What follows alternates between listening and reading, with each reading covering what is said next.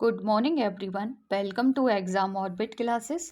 तो कैसे हैं आप सभी? आई होप आप सभी बहुत अच्छे होंगे और आप सभी की तैयारी भी बहुत अच्छी चल रही होगी। तो फ्रेंड्स, आज है 8 फरवरी और आज की इस क्लास में क्या क्या डिस्कस करेंगे। भारत की G20 अध्यक्षता के तहत पहली पर्यटन कार्य समूह की जो बैठक है ये कहाँ पर होगी। किसे मिलेगा दुनिया की पहली लिविंग हेरिटेज यूनिवर्सिटी का दर्जा, जानेंगे इसमें। आर्द्रभूमि बचाओ अभियान की शुरुआत किसने की है और इसी के साथ डिस्कस करेंगे यूनेस्को के बारे में। मिग 29 के फाइटर एयरक्राफ्ट और INS विक्रांत के बारे में भी चर्चा करेंगे। ग्रीन बॉन्ड लॉन्च करने वाला देश का पहला नागरिक निकाय कौन सा बन गया है। किसने की भारत की पहली हाइड्रोजन संचालित तकनीकी लॉन्च। याया तसो किस प्रदेश का पहला जैव विविधता विरासत स्थल किया गया घोषित। काला घोड़ा जो उत्सव है 2023 का जो आयोजन है ये कहाँ पर हो रहा है। महिला सम्मान बचत पत्र के बारे में भी डिस्कस करेंगे। प्रधानमंत्री कौशल विकास योजना के बारे में डिस्कस करेंगे। इंडियन डेटा मैनेजमेंट ऑफिस के बारे में भी डिस्कस करेंगे और लास्ट में डिस्कस करेंगे top 10 static GK GS question में। तो आज का हमारा जीके जीएस क्वेश्चन में टॉपिक होगा भारत के नियंत्रक एवं महालेखा परीक्षक। भारत के नियंत्रक एवं महालेखा परीक्षक से बनने वाले जितने भी महत्वपूर्ण क्वेश्चन हैं वो आज के हम टॉप स्टैटिक जीके में डिस्कस करने वाले हैं। क्लास के लास्ट में करेंगे रिवीजन, तो आप सभी एक बार जल्दी से क्लास को शेयर कर देंगे। साथ ही मैं आपको बता दूं कि अगर आप किसी भी एग्जाम की तैयारी कर रहे हैं तो ये क्लास आप सभी के लिए बहुत ही महत्वपूर्ण रहने वाली है। तो सबसे पहले आप सभी के लिए एक सवाल है जिसका आंसर आपको देना है कमेंट्स बॉक्स में।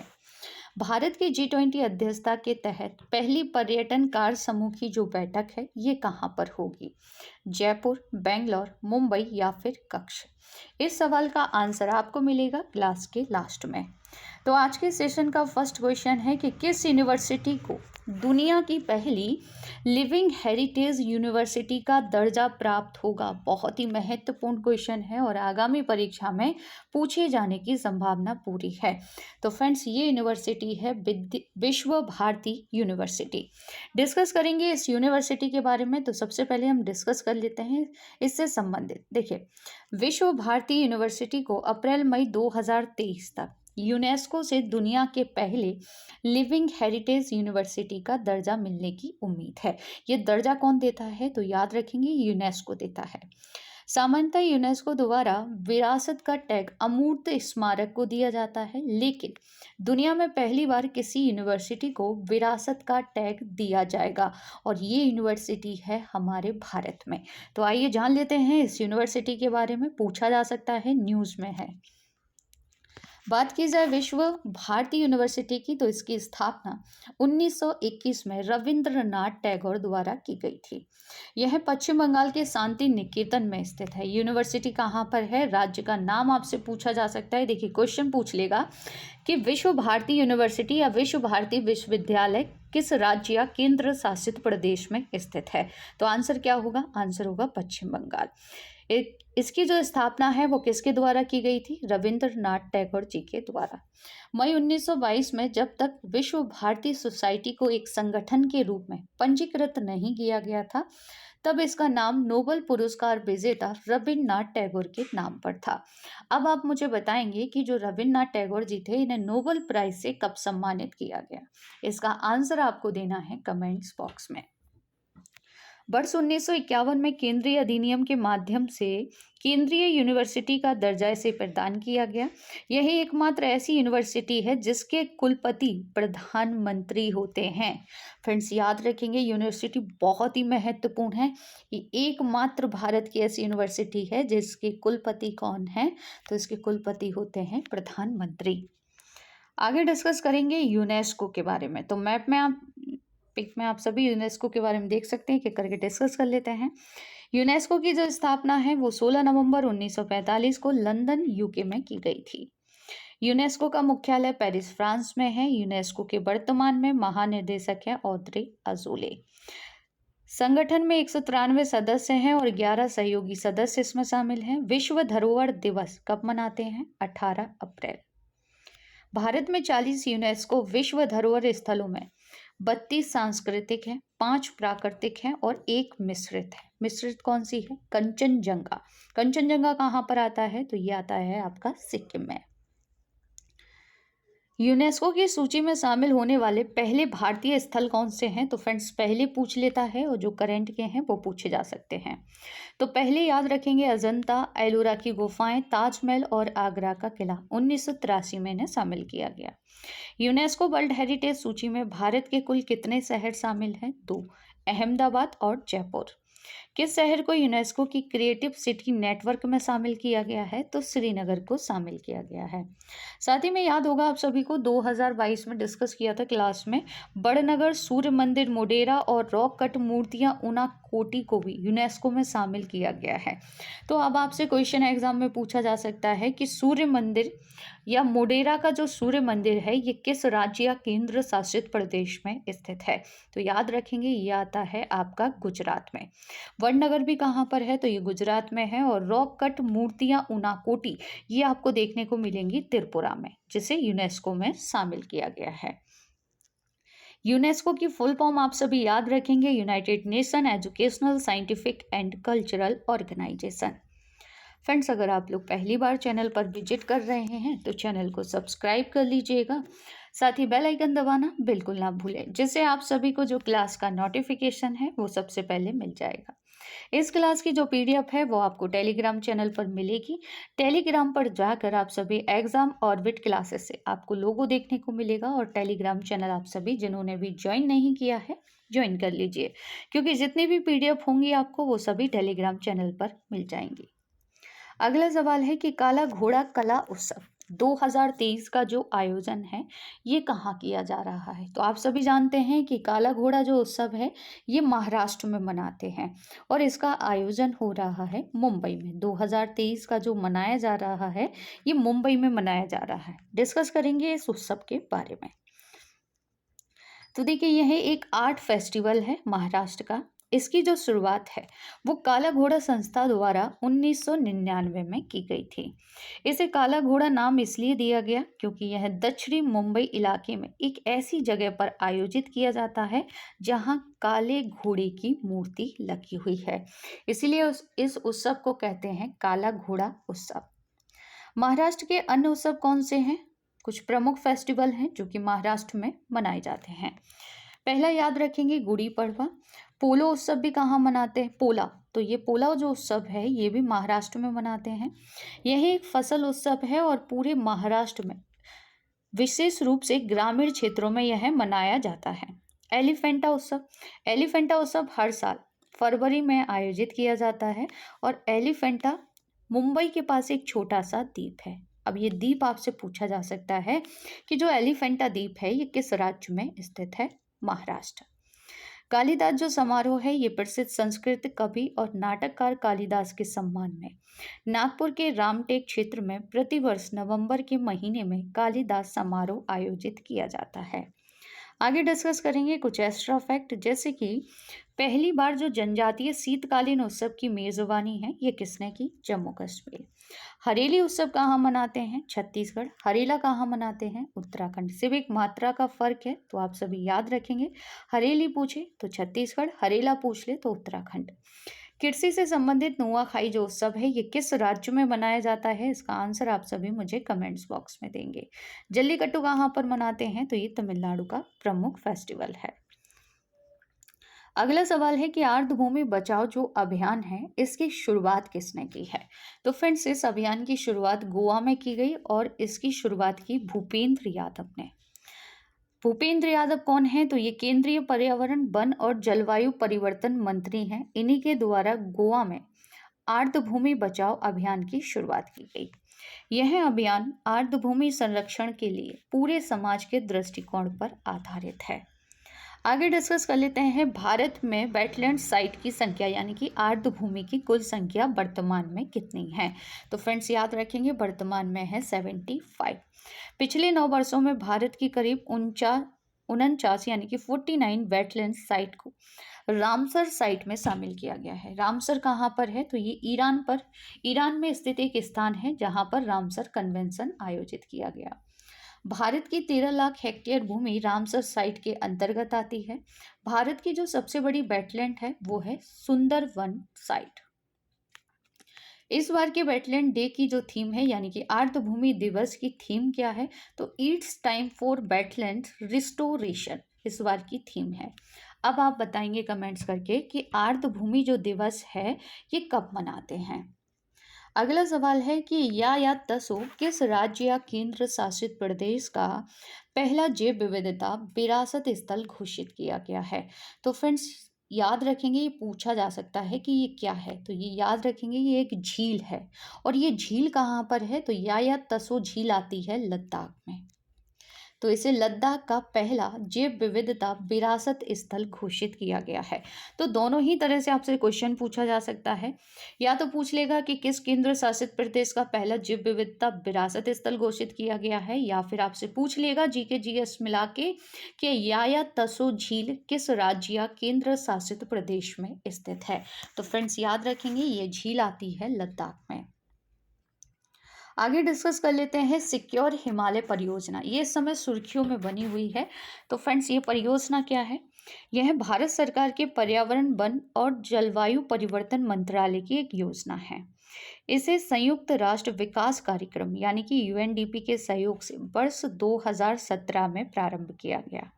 यह एक 6 वर्षीय परियोजना है और 2023 में इसका कार्यकाल यानी कि कार्यरत रहेगी 2023 तक। इस परियोजना का जो मुख्य उद्देश्य है वो क्षेत्र में हिम तेंदुओं को संरक्षण करना है। इस परियोजना के अंतर्गत 4 हिमालयी राज्य केंद्र शासित प्रदेश जैसे जम्मू कश्मीर, हिमाचल प्रदेश, उत्तराखंड और सिक्किम आते हैं। देखिए अभी हम डिस्कस कर रहे थे किसके बारे में, या तसो झील के बारे में। तो फ्रेंड्स याद रखेंगे या तसो झील को पक्षियों के स्वर्ग के रूप में भी जाना जाता है। पक्षियों का स्वर्ग किसे कहते हैं, तो ये लद्दाख में स्थित या तसो झील है। आगे डिस्कस कर लेते हैं कुछ एक्स्ट्रा फैक्ट कि भारत का पहला जैव विविधता विरासत स्थल कौन सा है। भारत का पहला जैव विविधता विरासत जो स्थल है वो 2007 में नल्लूर इमली ग्रोव जो कि कहाँ पर आता है, बेंगलोर कर्नाटक में। हाल ही में तमिलनाडु सरकार ने मदुरै जिले के मेलूर ब्लॉक में अरीटापट्टी को तमिलनाडु का पहला तथा भारत का 25वां जैव विविधता विरासत स्थल घोषित किया था। याद होगा आप सभी को, ये 2022 की नवंबर दिसंबर की ही न्यूज़ है। हाल ही में शामिल किए गए 5 जैव विविधता विरासत स्थल कौन से हैं, तो फ्रेंड्स त्रिपुरा में आपको याद रखना है देवारी और छबीमुरा, ये दोनों ही जैव विविधता विरासत स्थल त्रिपुरा में हैं। त्रिपुरा में ही याद रखेंगे वेंट लिंगसिब और इसके आसपास का क्षेत्र। असम से याद रखना है हैजोंग कछुआ झील। अब देखिए यहाँ से क्वेश्चन बन सकता है कि है ज़्यादातर हम लोगों को झील जैसे चिल्का झील है या फिर डल झील है, ये झीलें अक्सर याद रहती हैं, लेकिन क्वेश्चन कुछ बार अलग हट के पूछ लिया जाता है। तो फ्रेंड्स याद रखेंगे हैजोंग कछुआ जो झील है ये असम में आती है। असम में बोरझुली वाइल्ड राइस साइट को भी जैव विविधता विरासत स्थल घोषित किया गया है।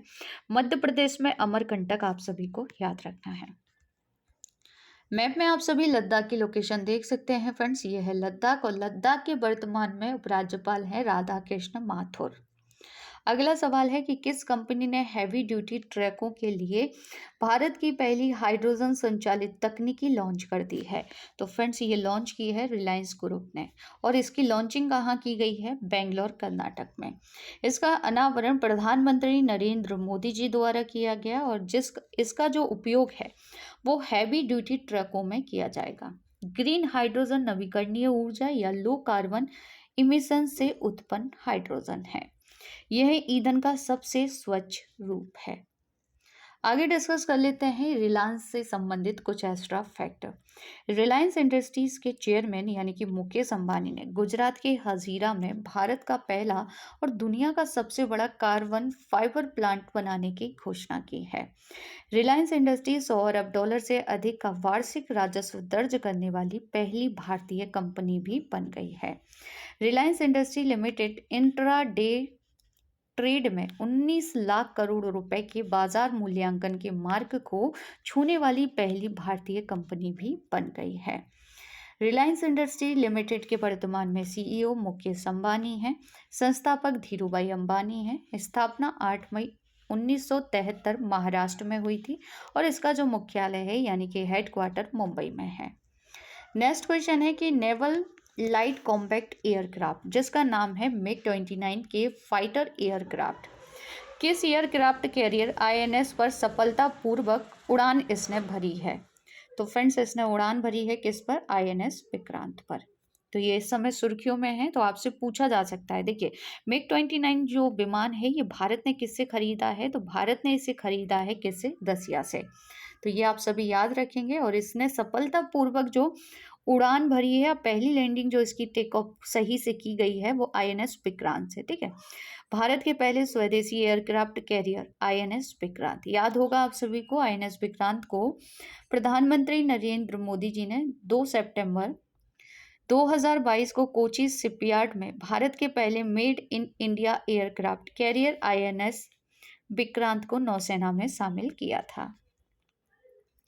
हिंदुस्तान एरोनॉटिक्स लिमिटेड द्वारा हवा से हवा और हवा से जमीन पर मार करने वाले हथियारों के साथ नौसेना के MiG-20 के विमान का उन्नयन किया गया है। तो इसे किससे लिया गया है? तो ये आप सभी याद रखेंगे, इसे रसिया से खरीदा गया है। भारतीय नौसेना द्वारा लॉन्च किए गए anti submarine warfare shallow watercraft project के पहले जहाज का क्या नाम है? तो इसका नाम है INS अदनाला। ग्रेट ओल्ड लेडी के नाम से किसे जानते हैं? INS विराट को। सागरिका क्या है? तो पनडुब्बी लॉन्च बैलिस्टिक मिसाइल है। INS विक्रांत क्या है? तो ये विमान वाहक पोत है भारत का। नेक्स्ट क्वेश्चन है कि ग्रीन बॉन्ड लॉन्च करने वाला देश का पहला नागरिक निकाय कौन सा बन गया है? तो फ्रेंड्स देश का पहला नागरिक निकाय बना है इंदौर म्यूनिसिपल कॉरपोरेशन। याद रखेंगे, पहला नागरिक निकाय बन गया है। अगला सवाल है कि प्रस्तावित नेशनल डेटा गवर्नेंस पॉलिसी के अनुसार किस मंत्रालय के तहत इंडियन डेटा मैनेजमेंट ऑफिस का गठन किया जाएगा? तो फ्रेंड्स इससे संबंधित है इलेक्ट्रॉनिक्स और IT मंत्रालय। इलेक्ट्रॉनिक्स और IT मंत्रालय के तहत इंडियन डेटा मैनेजमेंट ऑफिस का गठन किया जाएगा। अगला सवाल है कि हाल ही में घोषित महिला सम्मान बचत पत्र की निर्धारित ब्याज दर कितनी है? तो इसकी निर्धारित जो ब्याज दर है वो है 7.5%। इसकी जो घोषणा है वो निर्मला सीतारमण जी द्वारा बजट 2023-24 में की गई है। कौन सा केंद्रीय मंत्रालय प्रधानमंत्री कौशल विकास योजना लागू करता है? तो फ्रेंड्स इसे लागू किया जाता है कौशल विकास मंत्रालय के द्वारा। याद रखेंगे क्योंकि इसकी जो घोषणा है वो बजट में की गई है, तो हो सकता है ये योजना आपसे एग्जाम में पूछ ली जाए। क्लास की शुरुआत में जो क्वेश्चन मैंने आपसे पूछा था इसका सही आंसर है कि भारत G20 अध्यक्षता के लिए पहली पर्यटन कार्य समूह की जो बैठक है ये कक्ष के रन यानी कि गुजरात में होने वाली है। तो बैठक याद रखेंगे, सही आंसर है इसका ऑप्शन डी, कक्ष के रन में यह बैठक होगी। कल की क्लास का जल्दी से एक बार रिवीजन कर लेते हैं कि किस देश को मार्च 2023 से झारखंड के गोड्डा बिजली संयंत्र से बिजली की आपूर्ति की जाएगी? राइट आंसर है option A, Bangladesh. Ice hockey championship 2023 का जो खिताब है ये किसने जीत लिया है? ITBP ने। निम्न में से कौन सा देश हाल ही में अंतर्राष्ट्रीय सौर गठबंधन का पूर्ण सदस्य देश बन गया है? तो पूर्ण सदस्य देश बना है ब्राजील। भारत के सर्वोच्च न्यायालय के 73वें स्थापना दिवस के मुख्य अतिथि किस देश के मुख्य न्यायाधीश रहे? सिंगापुर। किस देश ने खाद्य संकट के बीच चावल की भूसी को मुख्य भोजन के रूप में बढ़ावा देना शुरू कर दिया है? चाइना ने। अगला सवाल रिवीजन करेंगे कि PM मोदी ने इंडिया एनर्जी वीक 2023 का जो शुभारंभ है ये किस शहर में किया है? तो इसका शुभारंभ बेंगलोर कर्नाटक में किया गया। भारत के किस म्यूजिक कंपोजर ने प्रतिष्ठित ग्रैमी अवार्ड्स 2023 जीत लिया है? तो इनका नाम है रिकी केस और इन्होंने यह तीसरी बार खिताब जीता है और तीसरी बार खिताब जीतने वाले ये पहले भारतीय भी बन गए हैं। किस केंद्रीय मंत्रालय ने 100 से अधिक सट्टेबाजी और ऋण देने वाले चीनी ऐप्स को ब्लॉक करने के आदेश जारी किए हैं? इलेक्ट्रॉनिक्स और IT मंत्रालय। वाणी जयराम का निधन हो गया, यह किस क्षेत्र की प्रसिद्ध शख्सियत थी? तो फ्रेंड्स याद रखेंगे इनका संबंध था गायन से। मेरो रुख मेरो संताति हरित पहल कहाँ शुरू की गई? तो इसकी शुरुआत सिक्किम में हुई है। पूर्व भारतीय क्रिकेटर मोंटी देसाई किस देश की क्रिकेट टीम के कोच बन गए हैं? तो नेपाल की क्रिकेट टीम के ये कोच बन गए हैं। तो ये था कल का करंट अफेयर। अगर डिटेल से जानना है तो कल की क्लास ज़रूर देख लीजिए। तो फ्रेंड्स, आज के इस स्टैटिक जीके जीएस क्वेश्चन में टॉपिक में डिस्कस करेंगे नियंत्रक एवं महालेखा परीक्षक से संबंधित प्रश्न। देखिए, नियंत्रण लेखा महापरीक्षक से संबंधित अगर सवाल एग्जाम में आता है तो इससे बाहर नहीं जाएगा। ये टॉप 10 क्वेश्चन आपको नियंत्रक एवं महालेखा परीक्षक के बारे में याद करने हैं। भारत के नियंत्रक एवं महालेखा परीक्षक की नियुक्ति कौन करता है? प्रेसिडेंट। भारत के नियंत्रक एवं महालेखा परीक्षक की नियुक्ति किस अनुच्छेद के तहत की जाती है? आर्टिकल 148 के तहत। सार्वजनिक धन का संरक्षक किसे कहते हैं? नियंत्रक एवं महालेखा परीक्षक को। भारत के नियंत्रक एवं महालेखा परीक्षक की पद अवधि कितने वर्ष की आयु तक होती है? 6 या 65 वर्ष की आयु तक। भारत के नियंत्रक एवं महालेखा परीक्षक अपना त्यागपत्र किसे देते हैं? तो देखिए, नियुक्ति कौन कर रहा है? प्रेसिडेंट। त्यागपत्र भी किसे देंगे? तो राष्ट्रपति को। भारत के नियंत्रक एवं महालेखा परीक्षक राज्य सरकार के लेखों से संबंधित रिपोर्ट किसको देता है? राज्यपाल को। भारत के नियंत्रक एवं महालेखा परीक्षक केंद्र सरकार के लेखों से संबंधित रिपोर्ट किसको देता है? राष्ट्रपति को। भारत के नियंत्रक एवं महालेखा परीक्षक का कार्यकाल कहाँ, इनका जो कार्यालय है वो कहाँ पर है? नई दिल्ली।